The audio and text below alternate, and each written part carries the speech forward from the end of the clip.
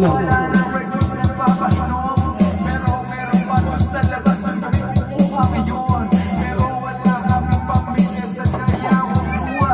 Yung isa namin sponsor, tulog na kanya. Sa puto siya natutulog, lalabas pa kaya.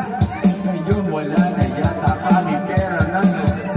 Wala na kami pamilya, si Ayong naman yung bibili. Pero wala na rin siyang pera pamilya. So sino susunod?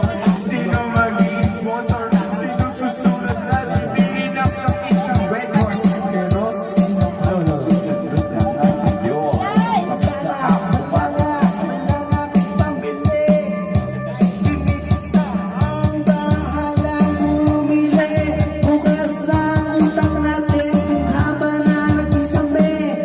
Ngayon sa pupo, ikaw ay matulog. Si Manong Christian ngayon ay tulog.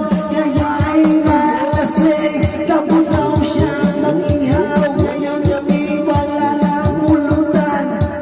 Kaya gising na dyan, ikaw ay bibili pa ng isang case na Red Horse. Wag ka magpapas kasi kami ngayon ay lasing na. Wala ngayon si engineer, kaya kami ay baladi. Malapit ito na kami na ang beer. So wala na akong masabi. Pasensya na kayo, kami wala na pambili ng Red Horse. Kaya tayo ngayon ay magtubay-tubay lang. Kahit na paano meron tayong video game magdamag.